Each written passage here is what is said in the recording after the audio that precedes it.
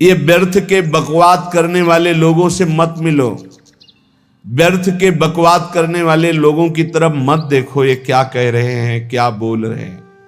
और तुम भी व्यर्थ का बकवाद मत करो। अपने समय को कीमती मान करके निरंतर प्रिया प्रीतम का नाम जप करो, उनके गुण लीला गाओ, उनकी सेवा में रहो। कभी प्रपंच की बातें, कभी प्रतिष्ठा का चिंतन, कभी नाना प्रकार के मान सम्मान का चिंतन, ये घुसने ना पावे हृदय में। बहुत सावधान रहना चाहिए साधक को। ऐसी बातें देखो मत, ऐसी बातें सुनो मत जिससे तुम्हारा हृदय उद्विग्न होकर प्रभु का चिंतन छोड़ दे। बंद करो अभी। अन्य लोगों के संग का त्याग कर दो, जो भगवत विमुख वार्ता करते हैं, संत निंदा करते हैं, दूसरों की निंदा करते हैं, कुछ हाथ नहीं लगता। ये लोग दुर्गति को प्राप्त होने वाले हैं।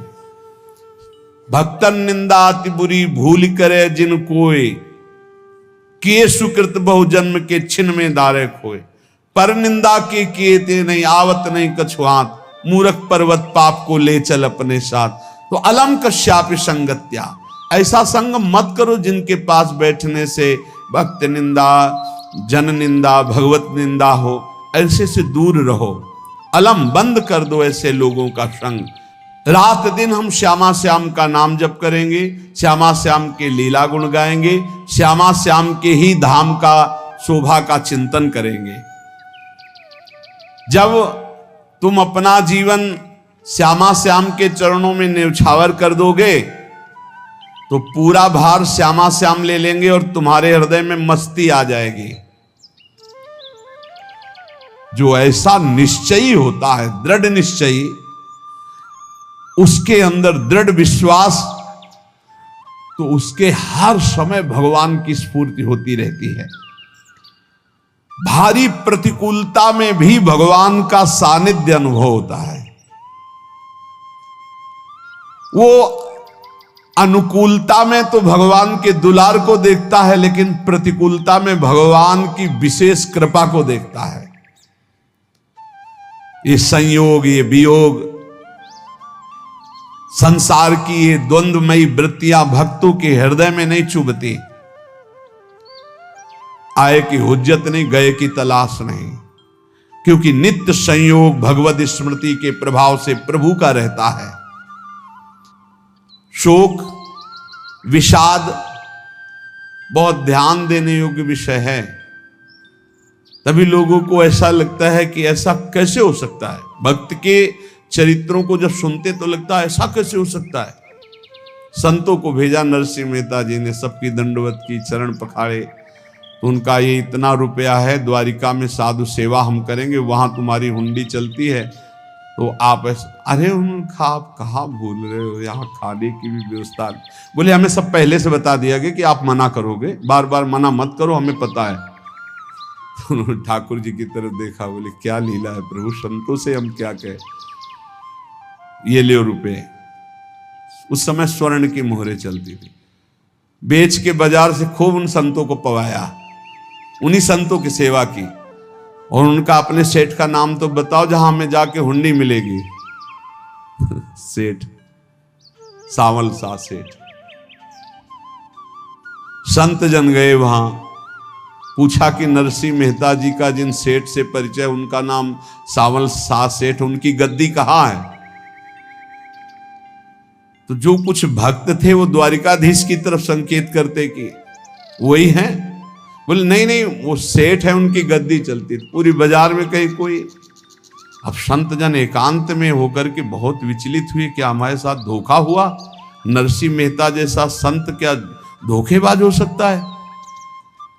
देखो संशय तो बहुत विचित्र होता है। बड़े बड़ों को संशय हो जाता है। जब भगवती सती जी को संशय हो गया, राम जी को, हे खग हे मृग हे मधुकर श्रेणी, ऐसा पूछते हुए कि सच्चिदानंद कैसे हो सकते, तो किसी को हो सकता है, क्योंकि वो बुद्धि की अधिष्ठात्री देवी है। जो ही उनके मन में ऐसा आया कि क्या हमारे साथ धोखा हो रहा है, इतने में ही देखा जय हो सावल सा सेठ की। होगा सावल सा सेठ, तो देखा बढ़िया मुनीम जी उनके साथ, और सेठ बस्ता लिए हुए मुनीम जी, सरकार इधर से चलो। तो उनका सावल साथ सेठ आपका नाम है? संतों ने कहा। बोले हाँ। बोले नरसिंह जी? हाँ। बोले आपकी हुंडी आ गई है। हुंडी एक कागज में लिखा कि ये हमारे सेठ जी को दे देना। वैसे लोग मुझे माखन चोर कहते, कोई कुछ कहता, लेकिन आपने सेठ बना दिया। जब आपने सेठ बना ही दिया तो आप कभी परवाह मत करना तुम। और ये सेवक आपकी सेवा में सदैव तत्पर है। भगवान ने ऐसा लिखा। जो भगवद आश्रित है, एक बार ये चलता रहता है, जो संत जन होते हैं उनके विरोधी अपने आप बन जाते हैं। किसी से कोई मतलब नहीं, अपने आप विरोधी बन जाते हैं। कबीरदास जी का पूरी काशी में यश था। भजन करने वाले महापुरुषों का यश बढ़ता है जब, तो जो भजनहीन होते हैं उनके हृदय में जलन पैदा हो जाती है। और मय्येव मन आधत्स्व मयि बुद्धिम निवेशय, तो निवशस्य मयि एव अत ऊर्ध्वम न संशया। बिल्कुल संशय नहीं, वो मेरे में ही निवास करेगा जिसने मन और बुद्धि अपनी मेरे में अर्पित कर दी।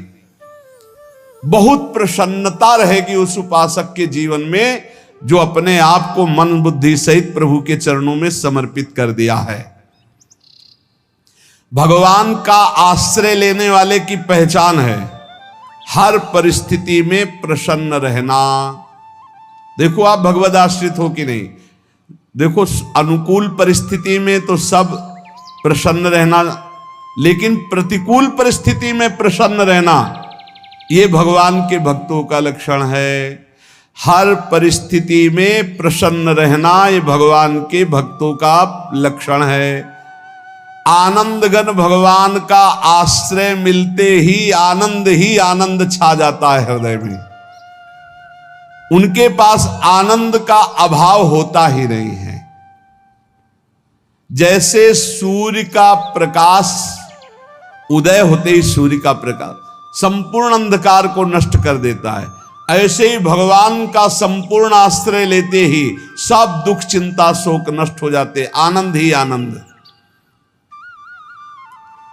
तुम भगवान के मंगलमय रूप को नहीं जानते हो, पर उनके मंगलमय भाव को विधान को मानना शुरू कर दो। जो भी होता है मंगलमय होता है। हमने जीवन में देखा है, अगर इधर कोई बहुत बड़ा सुख दिया तो देर नहीं लगेगी, 24 घंटे नहीं व्यतीत होंगे और ऐसे दुख दे देंगे, जिससे दोनों का समान भाव रख करके ना दुख में तुम भूलो प्रभु को, ना सुख में फूलो, सीधे भगवत मार्ग में चल। पूरे जीवन की बात देखा है। भगवान के मंगल विधान में सदा सर्वदा सुख ही सुख है, इस बात को मान के प्रसन्न हो जाओ।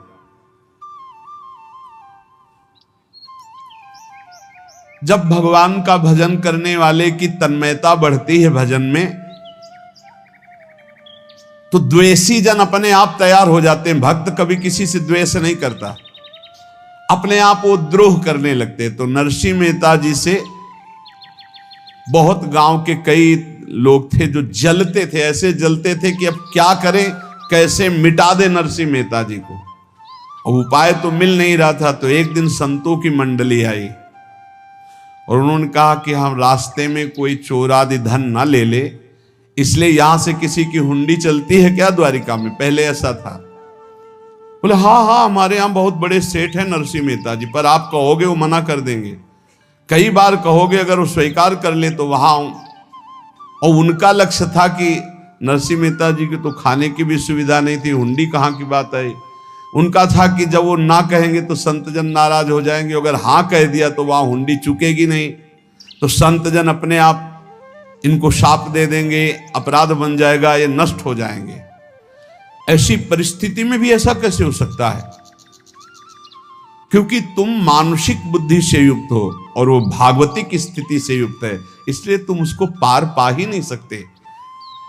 जब तुम अपना जीवन श्यामा श्याम के चरणों में समर्पित कर देते हो हृदय से, फिर उनकी कृपा से सब विघ्न दूर हो जाते, एक अपार मस्ती रहती है। नहीं तो शोक, विषाद, दुख, क्लेश, कष्ट, संताप, भय, उद्वेग ये सदैव सताते रहते हैं। इसी से डिप्रेशन होता है।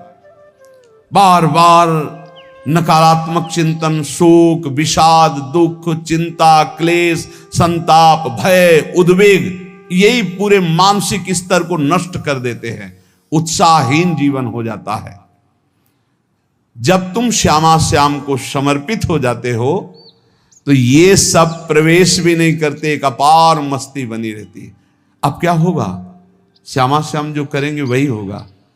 श्यामा श्याम पता नहीं कैसा करें, नहीं, वो सदैव मंगल भवन है, वो जो करते महामंगल होता है।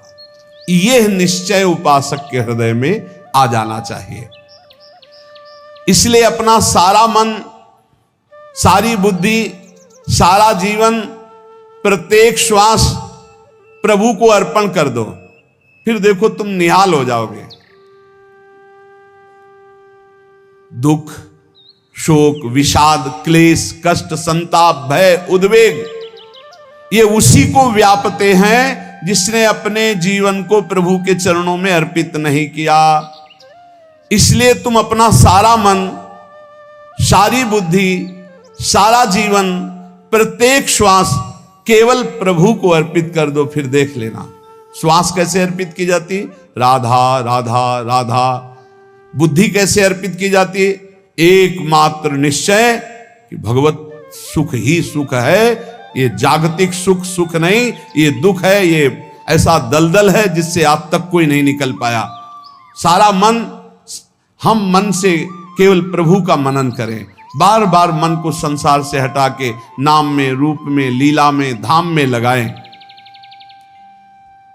बहुत प्रसन्नता हो जाती है उस उपासक के हृदय में जो अपना मन बुद्धि प्रभु के चरणों में अर्पित कर देता। भगवान ने तो इसको बहुत उत्तम स्थिति बताया है कि मेरे से कभी वो अलग हो ही नहीं सकता यदि मन बुद्धि अर्पित कर दिया।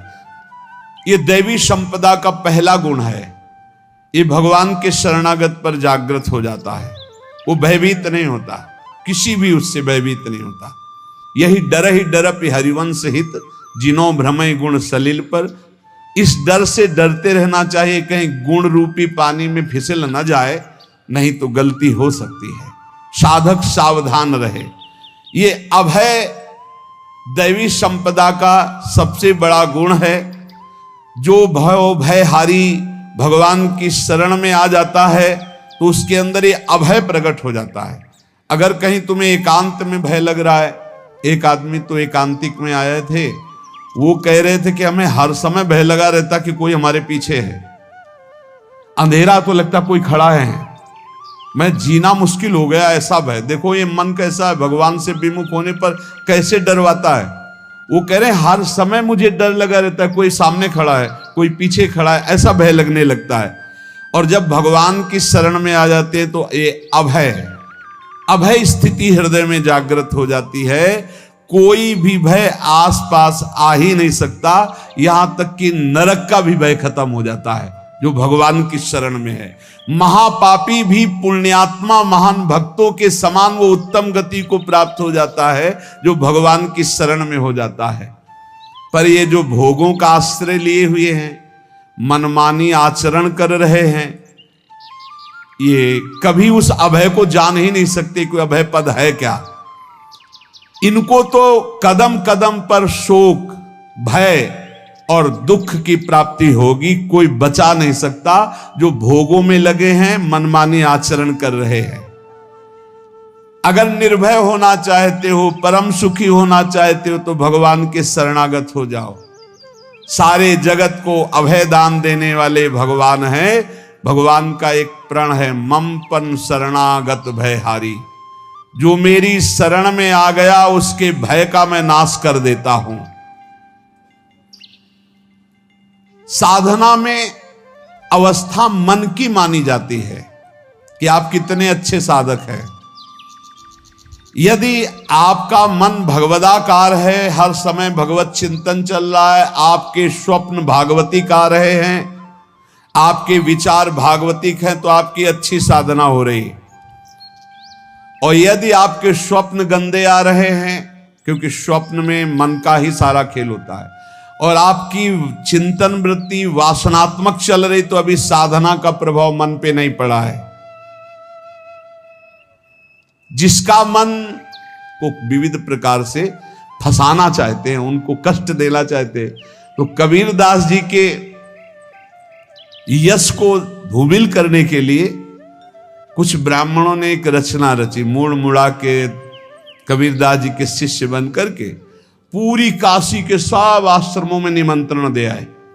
कल भंडारा है, संत सेवा है, सबने स्वीकार किया। कबीरदास जी अपनी दिनचर्या करके निकले तो संत मंडली आने लगी। बोले कै बजे सेवा है? साधु सेवा। बोले कौन सी साधु सेवा? बोले कल आपके शिष्यजन निमंत्रण दे के आए, पूरी काशी के सब संत आ रहे हैं। कबीरदास जी ने कहा यहाँ तो एक की भी व्यवस्था नहीं, पूरी काशी के संत आ रहे। अच्छा, समझ में आ रहा है, लीला बिहारी तुम लीला करना चाहते हो। गए अपना निकल गए गंगा किनारे, एक झाऊ के नीचे बैठकर अपना भजन ध्यान में मगन है। 11-12 बजे तो उन्होंने देखा संतों की मंडली, अब काशी तो बहुत। कबीरदास जी ने देखा कि आश्रम की, तो बोले पता नहीं क्या होगा, चलो चलते हैं। तो ऐसे गमछा वस्त्र करके ऐसे डालकर मुंह ढक करके, वहां बड़ी बड़ी पंगत लगी थी। कबीरदास जी सबको पाओ जी पाओ। कबीरदास जी के रूप में स्वयं भगवान पाओ जी पाओ। कबीरदास जी ने कहा अच्छा, जब स्वामी परस रहे तो हम भी बैठ के पा ले। तो जब उसी पंगत में बैठ गए अपना कपड़ा ढक करके, और जब मोहरे की दक्षिणा दे रहे थे सब लोग कि वाह कबीरदास जी ने आज तो साधु से। सबको जब कबीरदास जी के सामने आए तो ऐसे मुंह ढके, बोले देखो जो मेरा होता है उसे मुंह छुपाना नहीं पड़ता, मुंह ढकला नहीं पड़ता। लो दक्षिणा, तुम भी दक्षिणा लो। कबीरदास जी को कबीरदास जी दक्षिणा दे रहे, और वो कबीरदास जी है भगवान, और ये पाले वाले कबीरदास जी है भगवान के जन। कभी भगवान अपने अरे जमाने जोर लगा ले, कितना जोर लगाएगा, भक्त और भगवान का झंडा कभी न झुकने पाएगा। बिल्कुल चिंता शोक भय उद्वेग रहित जीवन भगवद आश्रित, तुम भगवान के मंगल विधान में सदा सर्वदा प्रसन्न रहो। अब ये विचार कर लो कि भगवान जो करेंगे तुम्हारा मंगल करेंगे। अब थोड़ा ऐसा बीच में लगता है कि अमंगल हो रहा है क्या, लेकिन पक्का समझो बहुत बड़ा मंगल उनका विधान होता है। बहुत ही उत्तम मंगल होता है भगवान के शरणागत का। भगवान हमारे विचारों वाले नहीं हैं, हमारे विचार प्राकृतिक है, भगवान के विचार चिदानंदमय हैं। वो अपने विचार से हमारा मंगल करते हो, हम अपने विचार से मंगल चाहते हैं। भगवान के विचार से मंगल ही हमारा होगा, इसलिए कभी हमको चिंता शोक भय नहीं करना चाहिए। उच्चारण करते ही तुम्हारे जितने पापांधकार हो सब नष्ट हो जाएंगे। तुम चाहो कि एक क्षण भी प्रभु को ना भूलो। अब वर्तमान में ऐसी स्थिति बनाओ। जो प्रभु को नहीं भूलने की चाह करता है कि मुझे ऐसी स्थिति प्राप्त हो कि मैं कभी प्रभु को ना भूलूं, तो सच्ची मानो और कोई बात भगवान सुने ना सुने, ये बात जल्दी सुन लेते हैं। भजन की मांग करो तो बहुत जल्दी भगवान पूर्ण करते हो। भजन जिसका चलने लगा तो फिर लोक लोकांतर के सारी रिद्धियां सिद्धियां सुख वैभव तो उसके चरणों में लौटते हैं। जब हम प्रभु से प्रभु का स्मरण न मांगकर भोग मांगते हैं तभी हमारा भजन रुक जाता है, भजन नहीं चल पाता। यदि हम प्रभु से केवल भजन मांगे तो विश्वास करो ब्याज में सब हो जाएगा। मूल भजन तो आपका बचेगा ही, ब्याज में लोक लोकांतर के भोग आपके चरणों में लुटते घूमेंगे। आप भजन करके तो देखो, अरे घिघियाने की जरूरत नहीं, किसी से मांगने की जरूरत नहीं, भजन करके देखो सब ठीक हो जाएगा, सब अपने आप बन जाएगा। हम बहुत बड़ी भूल कर देते हैं कि थोड़ा भजन करके प्रभु से कुछ सांसारिक वस्तुएं स्थितियां परिस्थितियां बदलने की मांग कर लेते हैं, जिससे भजन छूट जाता है। प्रभु की स्मृति इतनी महान है कि जिन्होंने बैर भाव से प्रभु का स्मरण किया उनको भगवान की प्राप्ति हो गई। जैसे कंस आदि भगवान से बैर ही तो रखते थे, लेकिन भगवान की स्मृति रहती थी, स्मृति ने उनको भगवत प्राप्ति करा दी। स्मृति में महान सुख है, पर वो जब भक्ति रस से युक्त स्मृति होती तब माधुर्य रस, प्रेम रस का अनुभव होता है। कल्याण तो वैर भाव से स्मरण करने वालों को भी प्राप्त हो गया। यदि आप भक्त हो और ये चाहते हो कि आपकी भागवती की स्थिति बहुत जोर की हो, तो हम आपसे प्रार्थना करते हैं कि रोज प्रभु से एक ही बात मांगिए, मुझे अखंड स्मृति दीजिए। अर्जुन जी को पूरी गीता जी सुनने के बाद यही मिला, नष्टो मोहा स्मृति लब्ध्वा। स्मृति, प्रभु आप हम पे ऐसी कृपा कर दो कि हमारे